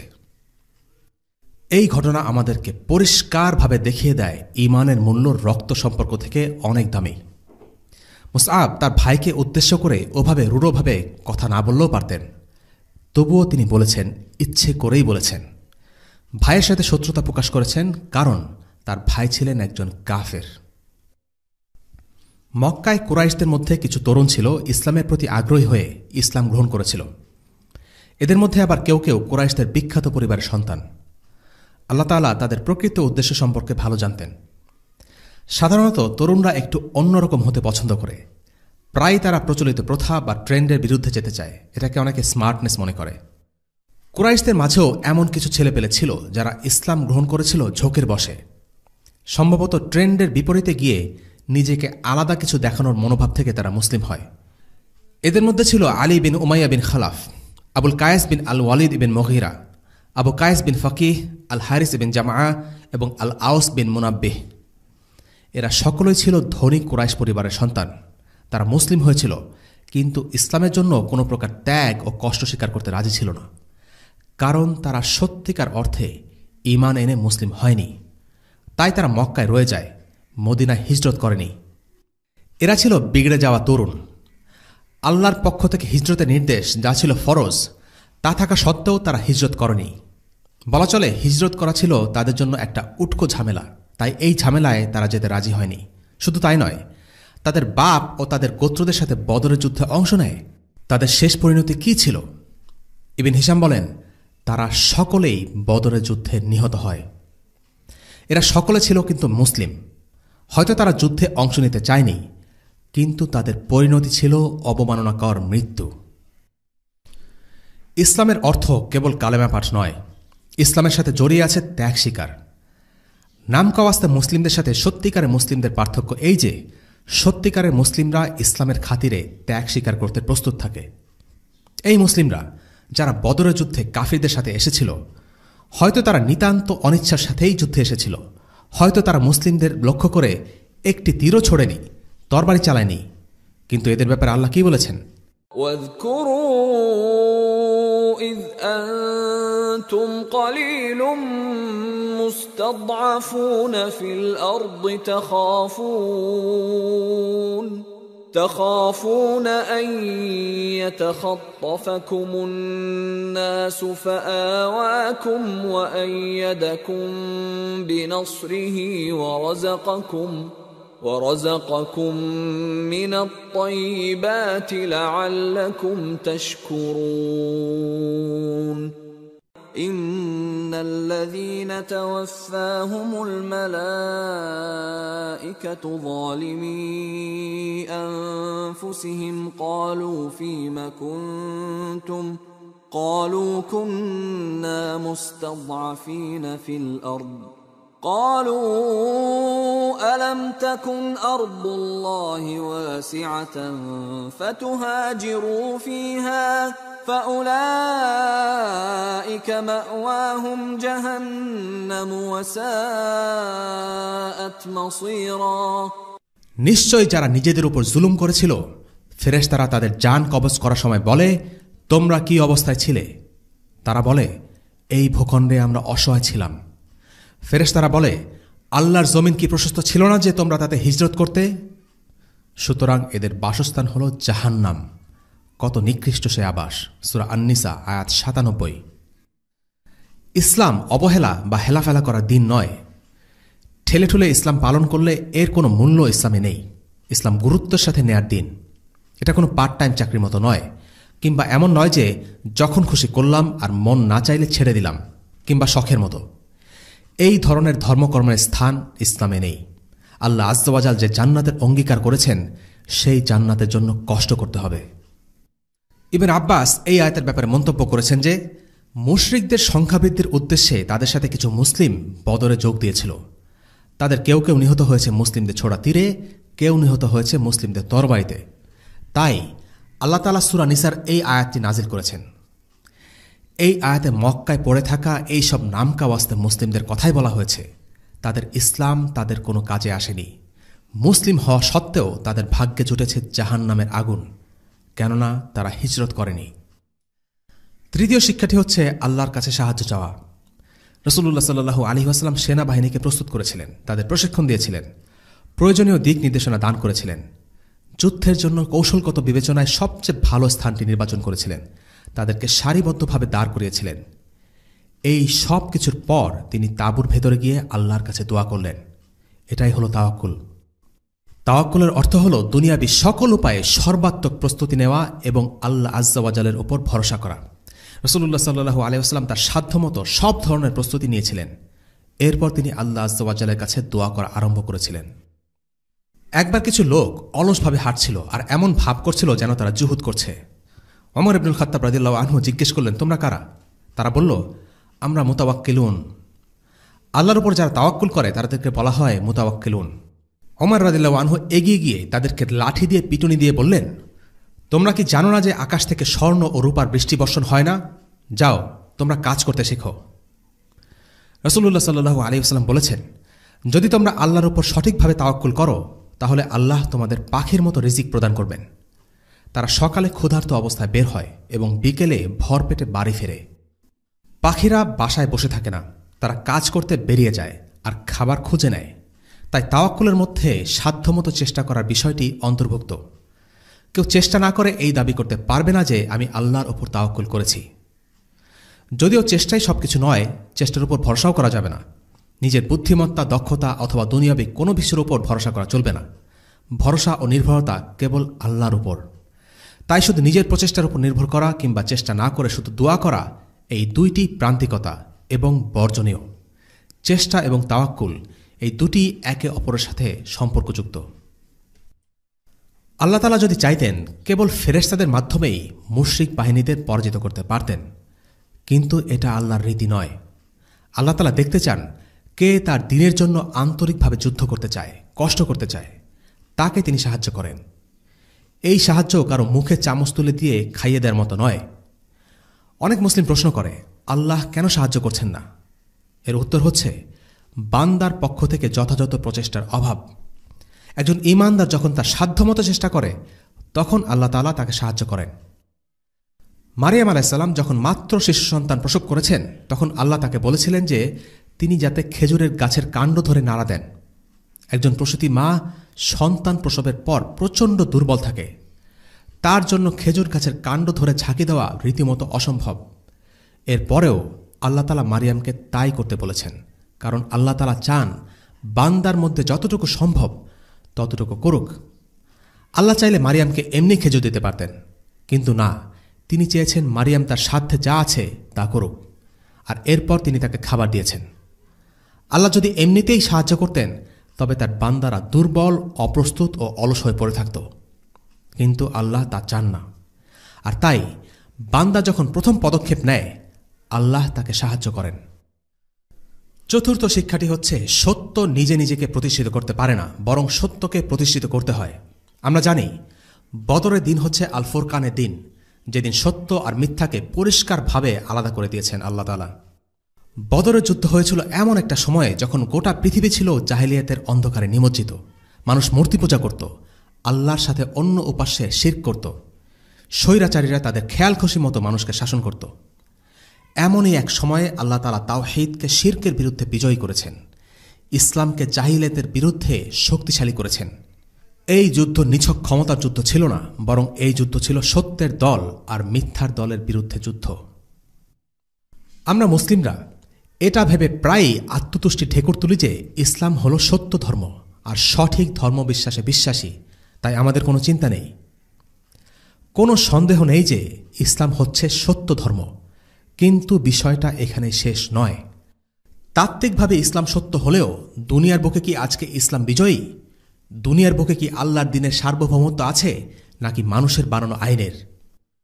কোনো সন্দেহ নেই মুসলিমরা সঠিক আকীদা বিশ্বাসের অনুসারী হওয়া সত্ত্বেও আজকে পরাজিত, কারণ সত্যকে বিজয়ী করার জন্য তাদের পক্ষ থেকে যথেষ্ট পরিশ্রম নেই। আল্লাহ তাআলা বদরের যুদ্ধ প্রসঙ্গে বলেছেন, তিনি এই যুদ্ধ চেয়েছেন কারণ তিনি চান সত্যকে সত্য হিসেবে প্রতিষ্ঠিত করতে আর মিথ্যাকে চিহ্নিত করতে। কাজেই দ্বীন ইসলাম সত্য হওয়া আর সত্য হিসেবে বিজয়ী হওয়া দুটো এক নয়। মুসলিমদের শুধু দ্বীনের সত্যতা তাত্ত্বিক প্রমাণ নিয়ে সন্তুষ্ট থাকলে হবে না, এই সত্যকে বাস্তব রূপ দিতে হবে। পঞ্চম শিক্ষা, ইসলামে স্বজনপ্রীতি নেই। বদরের যুদ্ধে রাসূলুল্লাহ সাল্লাল্লাহু আলাইহি ওয়াসাল্লামের চাচা আল আব্বাস বন্দী হয়েছিলেন, কারণ তিনি মুশরিক বাহিনীর সাথে যুদ্ধ করতে এসেছিলেন এবং এই কারণে তার কাছ থেকে মুক্তিপণ চাওয়া হয়, যা একটু আগেই আমরা আলোচনা করেছি। কিন্তু আনসাররা আল আব্বাসের কাছ থেকে মুক্তিপণ চাইতে অস্বস্তি বোধ করেছিলেন। যেহেতু আল আব্বাস ছিলেন রাসূলুল্লাহর চাচা, তাই তারা তাকে ছেড়ে দিতে চাচ্ছিলেন। তারা রাসূলুল্লাহ সাল্লাল্লাহু আলাইহি ওয়াসাল্লামকে বললেন, ইয়া রাসূলুল্লাহ, আব্বাস তো আমাদের ভাগ্নে হয়, ওর মুক্তিপণটা কি মাফ করে দেওয়া যায়? তারা এমনভাবে বিষয়টা উপস্থাপন করছিলেন যে যেন মনে হয় আল্লাহ রাসূল সাল্লাল্লাহু আলাইহি ওয়াসাল্লাম যদি তাদের অনুরোধ রাখেন তাহলে তাদের জন্য একটা উপকার হয়। আসলে মুক্তিপণ ছেড়ে দিলে তাদের কোনো লাভ নেই, বরং একটা বড় অঙ্কের টাকা থেকে তারা বঞ্চিত হবেন। রাসূলুল্লাহর চাচার মুক্তিপণ ছেড়ে দিয়ে তারা রাসূলুল্লাহর উপকার করছেন এরকম কোনো ভাব তারা দেখাতে চাননি। তাই তারা বললেন, আমাদের ভাগ্নের মুক্তিপণটা কি মাফ করে দেওয়া যায়? আল্লাহ রাসূল সাল্লাল্লাহু আলাইহি ওয়াসাল্লাম তাদেরকে উল্টো জবাব দিলেন, ওর মুক্তিপণ থেকে 1 টাকাও মাফ করবে না। আল্লাহ রাসূল সাল্লাল্লাহু আলাইহি ওয়াসাল্লাম তার চাচার প্রতি বিন্দুমাত্র স্বজনপ্রীতি দেখালেন না, বরং চাচা হওয়া সত্ত্বেও তার থেকে সর্বোচ্চ পরিমাণ মুক্তিপণ আদায় করেছেন। শুধু তাই নয়, আব্বাসকে তার নিজের, তার 2 ভাতিজা আর আব্দুল মুত্তালিবের আরেক সদস্যের জন্য মুক্তিপণ আদায় করতে হয়েছিল। আল আব্বাস পরবর্তীতে মুসলিম হন। বদরের পর তিনি মক্কায় ফিরে গিয়ে রাসূলুল্লাহ সাল্লাল্লাহু আলাইহি ওয়াসাল্লামের গুপ্তচর হিসেবে কাজ করতে থাকেন। তিনি তার ইসলাম গ্রহণের কথা কাউকে জানাননি। মক্কায় বসে তিনি কুরাইশদের গুরুত্বপূর্ণ খবরাখবর রাসূলুল্লাহ সাল্লাল্লাহু আলাইহি ওয়াসাল্লামের কাছে পাঠাতেন।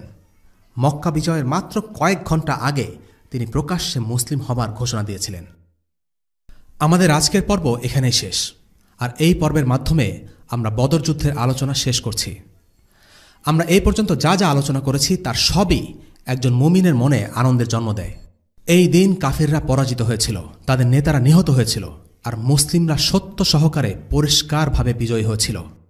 কিন্তু একটি ঘটনা আছে যা ছিল দুঃখের, আর তা হল আল্লাহ রাসূল সাল্লাল্লাহু আলাইহি ওয়াসাল্লামের মেয়ে রুকাইয়ার মৃত্যু।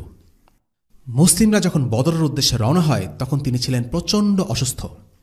এতটাই অসুস্থ ছিলেন যে তার স্বামী উসমান ইবনে আফফান রাদিয়াল্লাহু আনহুকে নবীজি মদিনায় থেকে যেতে বলেন, যাতে তার দেখাশোনা করতে পারেন। কিন্তু বদরের বিজয় সংবাদ যখন এলো ততক্ষণে রুকাইয়া আর নেই, তিনি কবরে, আর উসমান তখন তার কবরে মাটি দিচ্ছেন। বদরের বিজয় সকল মুসলিমদের জন্য একটি আনন্দের ঘটনা, এবং আল্লাহ রাসূল সাল্লাল্লাহু আলাইহি ওয়াসাল্লামের জন্য এই বিজয় ছিল সবচাইতে বেশি আনন্দের। কিন্তু ঠিক সেই দিনই তার কন্যা রুকাইয়াকে আল্লাহ তাআলা নিজের কাছে তুলে নিয়েছেন। দুনিয়ার বাস্তবতাটা এমনই, এখানে কোনো সুখ আর আনন্দই পরিপূর্ণ নয়। আজকের পর্ব আমরা এখানে শেষ করছি। পরবর্তী পর্বে আমরা একটি নতুন অধ্যায় নিয়ে শুরু করব ইনশাআল্লাহ। ওয়াসাল্লাল্লাহু আলা সাইয়্যিদিনা মুহাম্মদ ওয়া আলা আলিহি ওয়া আসহাবিহি ওয়া সাল্লাম। আলহামদুলিল্লাহি রাব্বিল আলামিন। আসসালামু আলাইকুম ওয়া রাহমাতুল্লাহি ওয়া বারাকাতুহু। রেইনড্রপস মিডিয়ার অন্যান্য প্রজেক্ট সম্পর্কে জানতে ভিজিট করুন www.raindropsmedia.org অথবা ফেসবুক পেজ www.facebook.com/raindropsmedia অথবা ইউটিউব চ্যানেল www.youtube.com/raindropsmediaorg2015